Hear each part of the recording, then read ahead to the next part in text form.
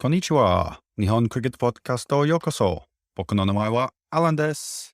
Hello and welcome to the Japan Cricket Podcast. I'm your host, Alan Kerr, and today I will be bringing you a slightly different podcast than normal as I break from tradition and welcome not one but two guests onto the show and spend the entirety of this episode discussing one particular competition and especially one particular match, the Japan Cricket League. For those who don't know, the Japan Cricket League is a 14 club competition which features 27 teams playing across 3 divisions. The competition is 40 overs and it runs the duration of the season in Japan. And over the years, it has developed into perhaps the most valued by the cricket community. On the whole, the Japan Cricket League has helped develop a number of players, particularly our national team players, and the grand final represents the last match of each season. The competition started in 2006. It moved to 2 divisions in 2007, and a 3rd division was added in 2018. In the early years, it was very much the Tokyo Wombats dominated. They actually won the first 4 events before the Chiba Sharks broke that run in 2010. Sano Cricket Club have won the competition 4 times as well. Max Cricket Club have won the competition 3 times. Chiba Sharks this year will be aiming for their 3rd victory to take them up level with Max. So on this week's episode, I'll be bringing the captains of the clubs who are taking part in this year's final. Firstly, I'll be speaking to Sameep Dewar of the Tokyo Falcons. And after that, I'll have a chat with Dhugal Bedingfield, who captains the Chiba Sharks when he's fully fit. This year, the season has run somewhat intermittently as COVID-19 has caused a few delays and caused one round to be cancelled. The top division features 10 teams. The plan was for them all to play each other once, but one round was lost. This season, Max Cricket Club went through undefeated, winning 8 out of 8 games before falling down at the semi-final stage. Chiba Sharks produced their best performance of the year to knock them out, whilst the Tokyo Falcons avenged last season's semi-final defeat to the eventual champions Tigers Cricket Club to book their place in their first ever grand final. So sit back, enjoy these guys having a chat about their teams, how they got there, and what their expectations are for the big match on Saturday.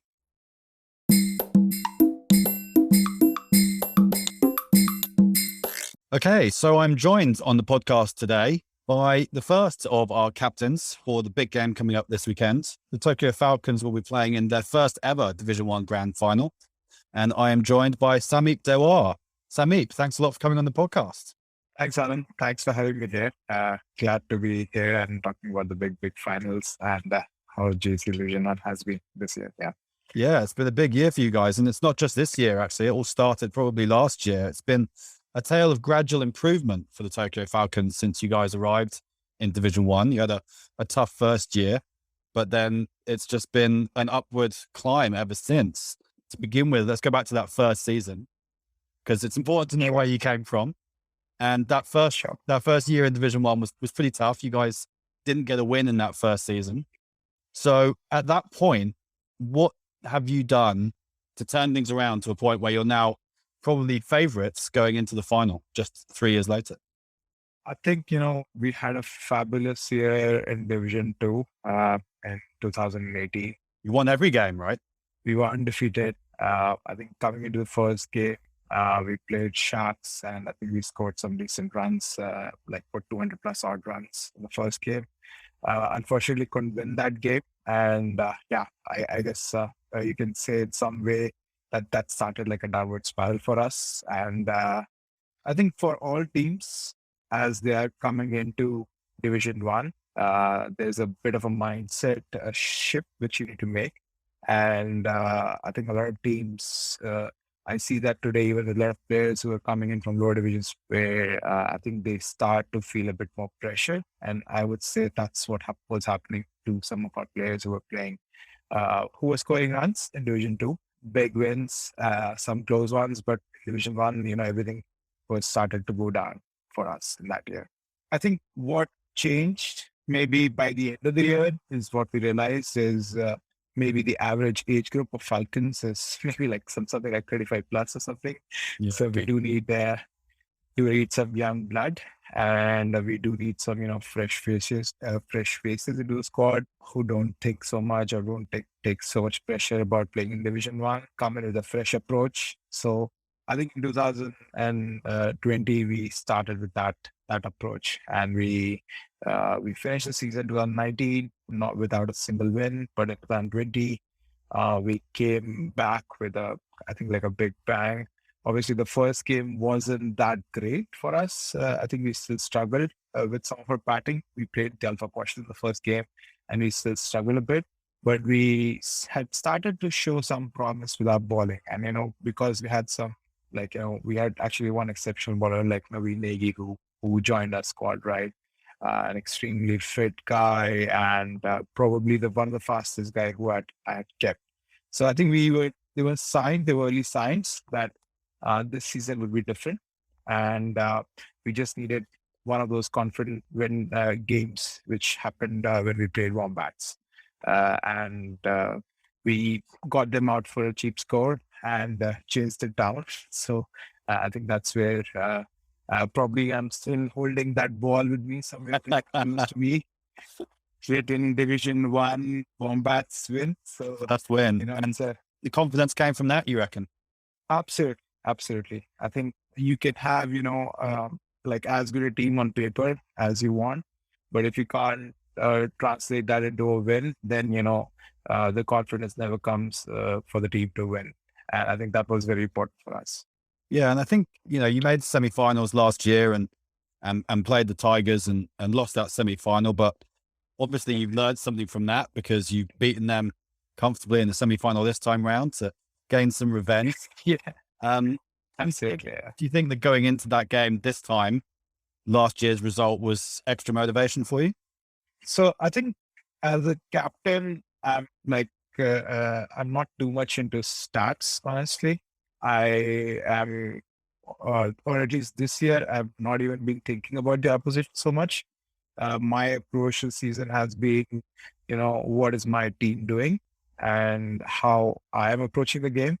And there are elements to know that there are some big players in the opposition squad, and I need some game plans for that. But at least that's the norm that we're trying to keep, that we're not really thinking about who we are playing at all. So we're just going out there and trying to play our game at the best we can, and then see, how the day goes on. So honestly, my mindset approaching into this game was nothing different than how the league games were. And that's what I told my team as well, that, big semifinals, maybe you might have some nerves because you play, few of the boys are playing the semifinal for the first time. But I said, as long as you approach it like any other game and you don't think about, who you're playing against, even if it's, let's say, the defending champions, then, it doesn't really matter. You'll come out as a winner. So I think that mindset really helped us get through the semis with quite a convincing win. Yeah, and you've got some new faces in the team this year as well. You mentioned Navi Negi. You lost him, and that was quite a big loss. But then you've picked up Sarfraz Petkar, Nilesh Shahani, Sanket Pandari, and Abhi Talang. So those guys have all been big players for you this season, right?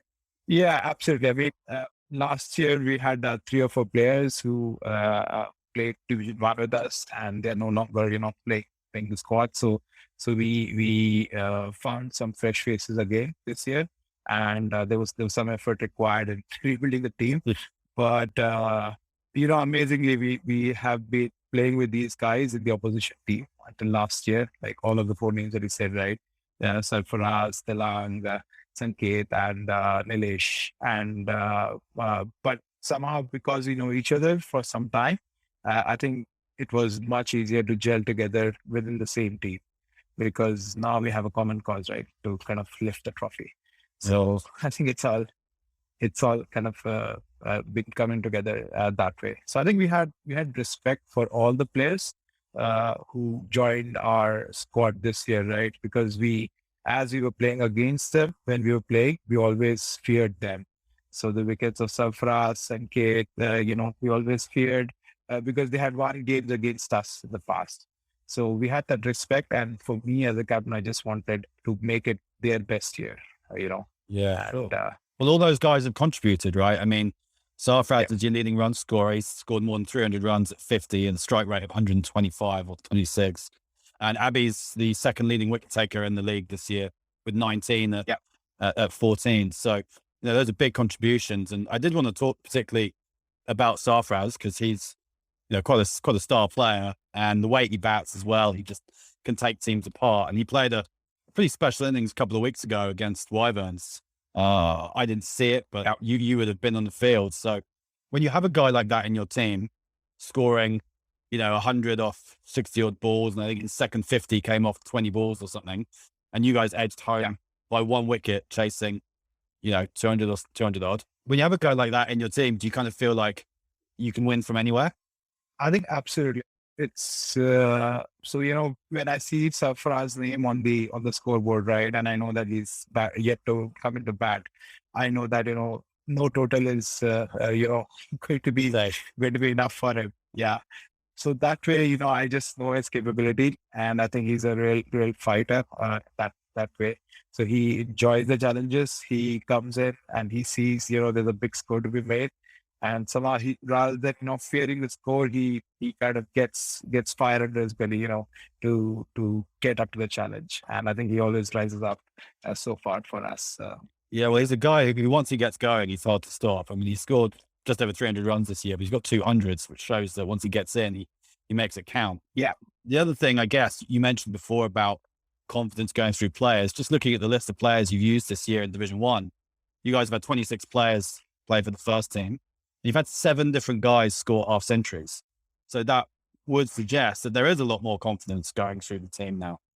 Absolutely. I think beginning of the season, we struggled a bit with our batting, which was carrying forward from last year, where we didn't actually score, even 200 plus runs, even in a single game. So when we were chasing the 240 runs against Max, we had I think 120, I forgot the score, but a 100 plus partnership, which, showed our fighting spirit. And I think that's kind of carried forward throughout the season. And as you said, we have had contributions. So we have 9 batsmen and 9 bowlers.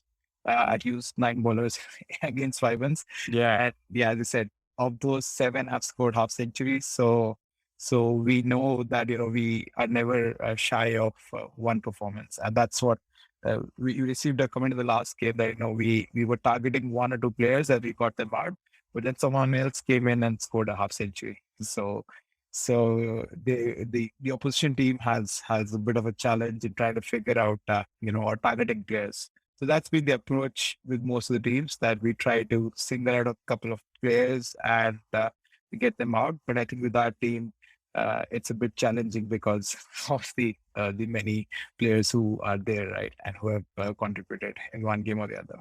Yeah, well, we'll come back to that in a minute because that's something I wanted to talk about, your strength and depth. But looking ahead to the big game coming up, as a bit of a quirk of fate, the one round that was lost this season to the COVID pandemic would have been your match against the Chiba Sharks. So you haven't played them at all this year, which is really unusual to go into a grand final having not played the team you come up against. So, they've had an interesting couple of years. They were champions 2 years ago, and then they struggled quite badly last year. They only got 2 wins last season.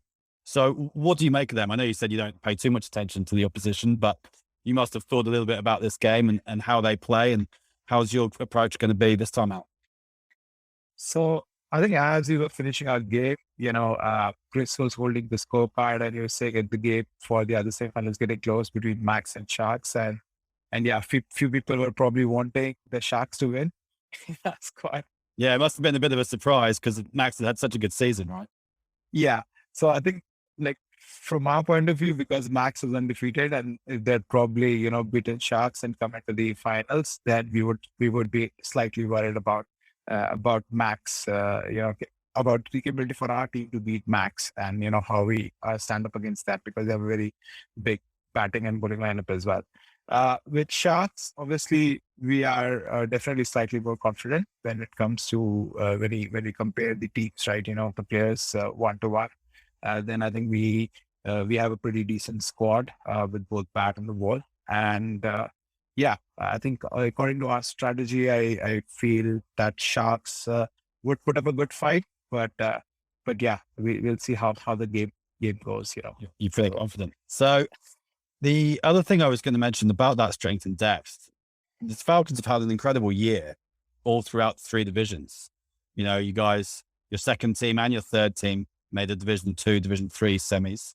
Second 11 lost, but the thirds have made the final of Division 3 as well. So yeah, be pretty proud as, first team captain to look across the club as a whole.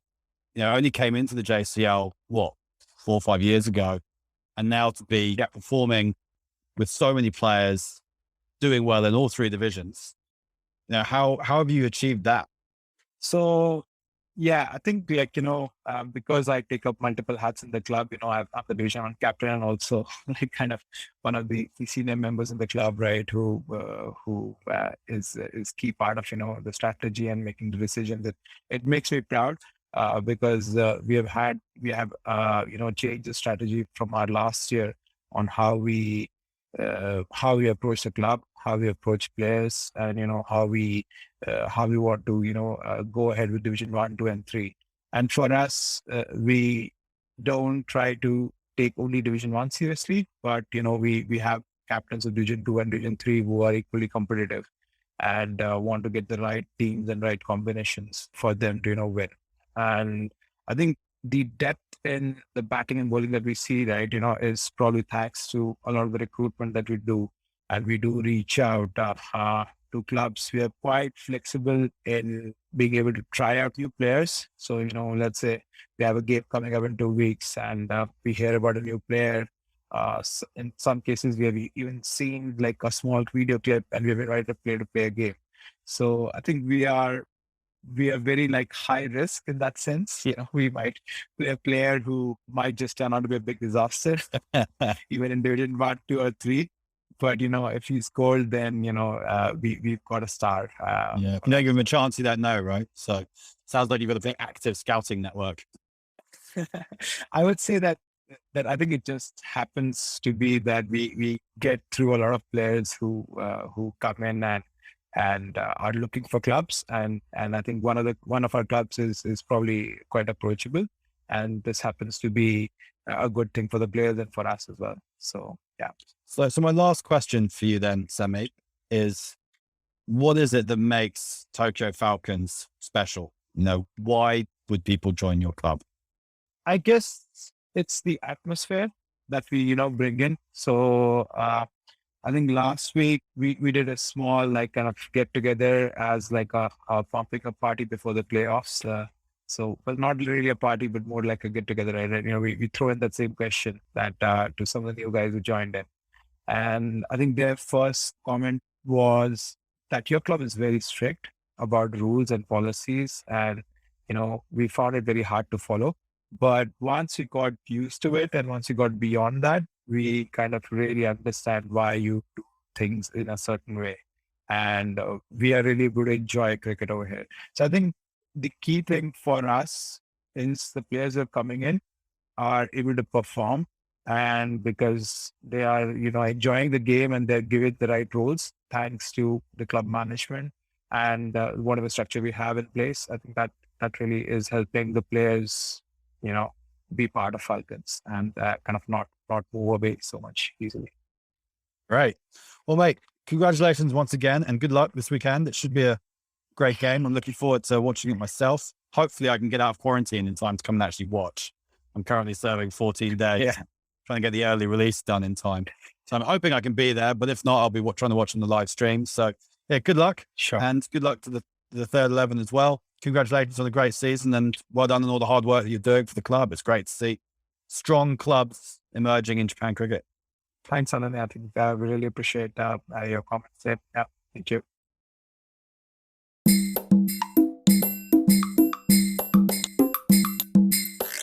Okay, well, I'm joined now by the opposition captain for this weekend's grand final, a man who has lifted the trophy with the Chiba Sharks just a couple of years ago, and whose team has already enjoyed a fabulous run in the Japan Cup finals all the way to the final there. So this is their second final this season. Dhugal Bedingfield, welcome onto the podcast. You say I'm the captain, mate, but I think I might have been usurped by young Takadish. He's going a little bit better than I was as captain. all of a sudden the team's winning games, mate? What's happened? Yeah, it's probably to do with the captaincy. So, Dukes, we should probably start with your own physical condition. You mentioned there that Takagi has stepped into the captaincy after you tore your hamstring in the Japan Cup final. So how's that coming along? Are you in the oxygen chamber, training hard to maximize your chances for fitness for this weekend? I'm sure all the Falcons boys will be desperate for an update on that. Mate, you say I tore it. I think it exploded. And you can see the exact moment on YouTube. I stupidly came back for a second run where I don't know, I thought I was 22 years old instead of 42 years old. Coming back for the second. Bat plunked in the ground, hamstring exploded. So put it this way, it's not 100%, mate. And yeah, we don't have oxygen chambers in Sono, but I've rested it up and we'll see how it goes later in the week. Come Saturday morning, I'll do a little fitness test. We'll make a decision then. But whether I play or not, I think the boys are playing good cricket, and they can certainly still compete pretty well without me, as evidenced by last weekend. Yeah, absolutely. I mean, we'll come back to that in due course, but the boys are riding the crest of a wave at the moment, and I guess that all started with the perhaps slightly surprising run in Japan Cup finals. You guys don't necessarily see yourselves as a T20 outfit that much from my understanding, but this year the guys really put it all together in the East Kanto division, and then come finals weekend, the performances kept on rolling. So first of all, how was that? How enjoyable was that? And secondly, how much has it impacted the spirit in the group and given confidence looking ahead to this weekend? Well, it was actually really enjoyable. For a start, it was a massive surprise to ourselves and everyone else because traditionally we finish about 5th or 6th last in the East Kanto group in the T20 competition there. It's quite a strong group, and we haven't done so well. So to sneak into second place was a bit of a surprise to us.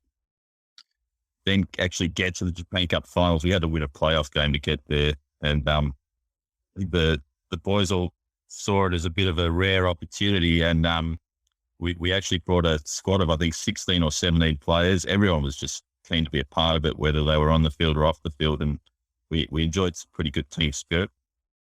I think that combined with having extra resources, extra players that could step in and out, on and off the ground, sub-fielders, we managed to put some good performances together and ride the wave, as you say, get all the way to the final, where we got belted by a very good Tuskers team.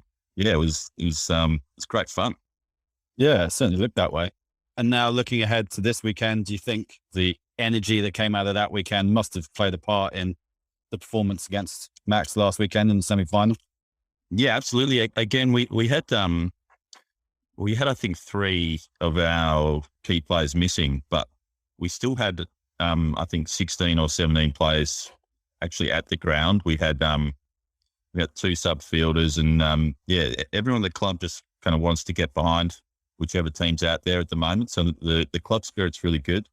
I think that 2 or 3 month break in the season due to the state of emergencies really kind of affected clubs in different ways. And for our club, I think we were just hungry to get back out there and enjoy each other's company a bit. You think it's made everyone appreciate cricket a bit more, having been without it for a while?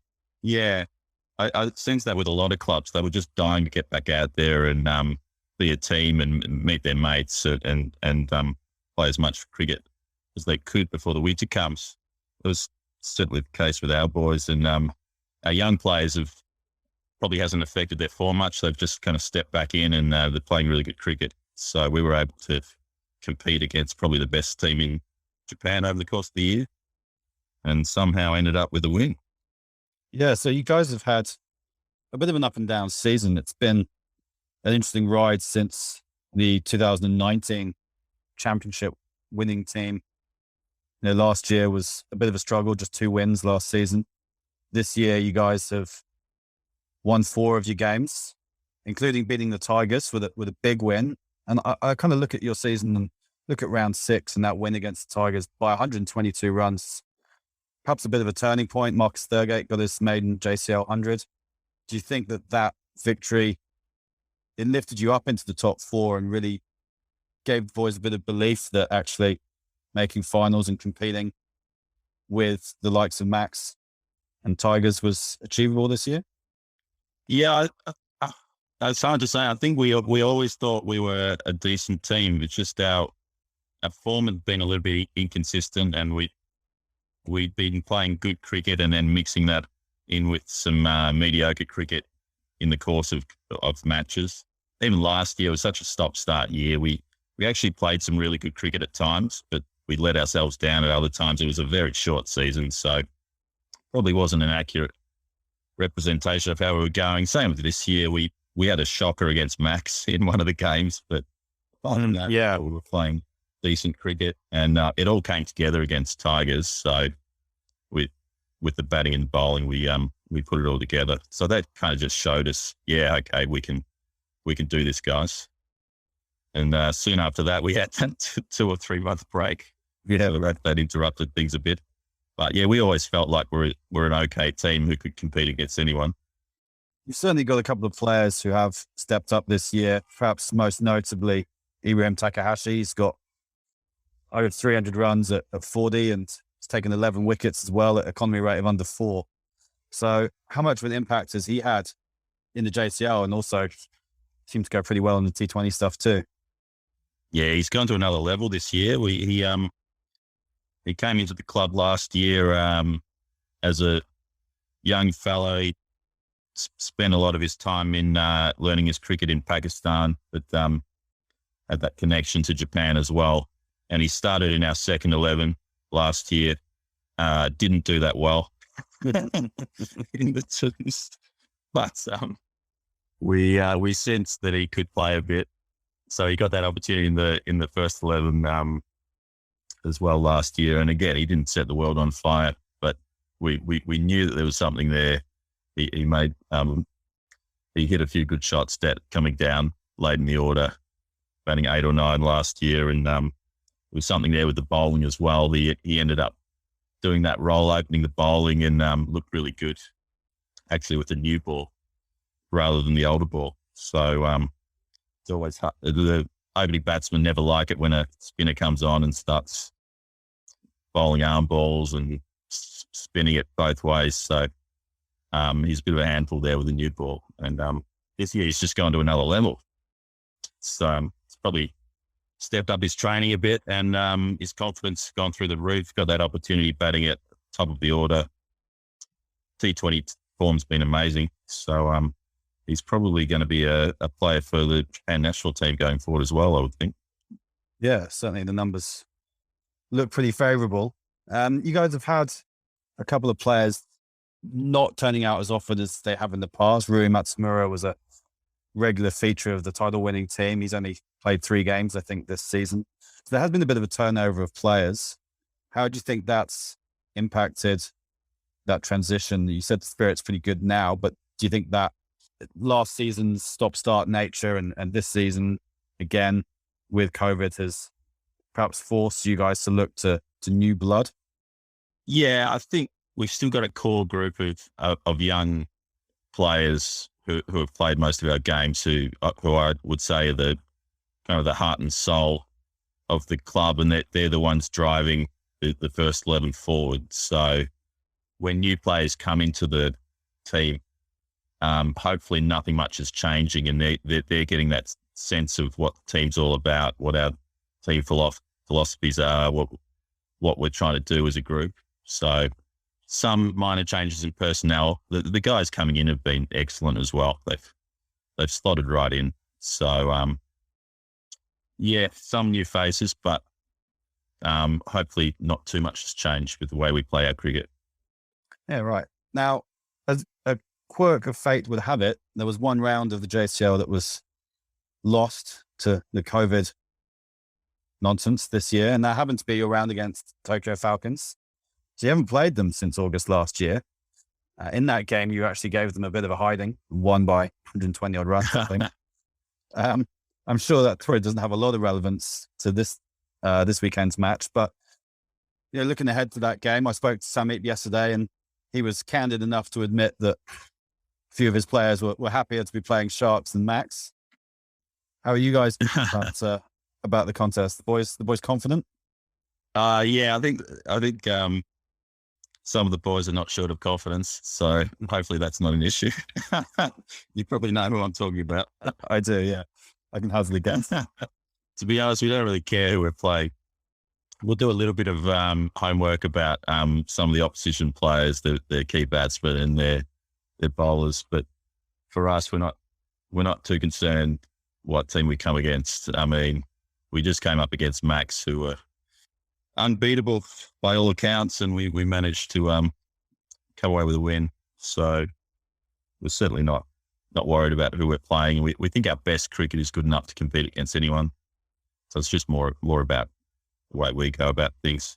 Falcons are probably one of the form teams in the league, having said that. So they'll certainly take beating, that's for sure. If we're not on our game, we'll finish second, put it that way. Yeah, so I think one of the other questions I wanted to ask, you touched on it a little bit earlier.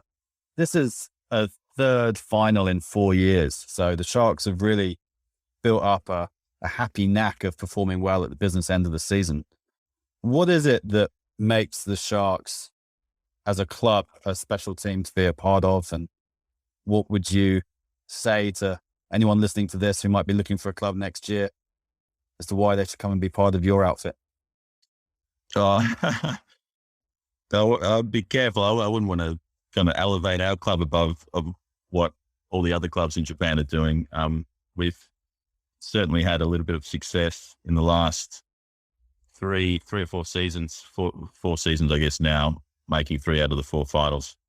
As you mentioned, before that, we kept losing in semi-finals, which was pretty annoying. So it was that. I guess what we've done that served us well over the last 4 years is we really invested in our young players. We had a really bad season. I think it was it was a while ago now, maybe 2017, where we finished close to the bottom, and we picked all of our junior players and we were just developing them at that point. But when you invest in young players and you give them opportunities, you're often surprised at how quickly that they adapt to the new level and they perform. Once they do perform, suddenly you've got these 18, 19, 20, 21-year-olds who are running around and they're diving around the field. We do put an emphasis on our fielding, and we're competing against older teams who perhaps don't have that aspect to their game. So that's really helped us with that youthful enthusiasm, I think. We welcome a mix of nationalities to the club. So that's always fun, having a few different guys around from different countries, bringing their own unique personalities to the group. So yeah, hopefully we're an enjoyable club to be part of. But as I say, there's a number of other clubs doing it well also. So don't want to say that we're the best or anything like that. Yeah, well, you're chasing a third grand final win in the club's history, which would put you up there with the most successful clubs in Japan. And obviously Falcons are chasing their first. So it should be an interesting game and very much looking forward to it. Dougal, thanks very much for coming on and good luck on the weekend. Thanks, mate. And it's going to be live streamed, I guess. So hope everyone can watch. Tune in on the YouTube channel. Well, that concludes this week's episode of the Japan Cricket Podcast. I hope you've enjoyed it. I hope you're now suitably excited about the big game that's taking place tomorrow. If you're listening to this after the game was played, then, I hope you enjoyed it. And don't spoil it for those of us who haven't seen it yet. All right. Enjoy. Arigatou gozaimashita.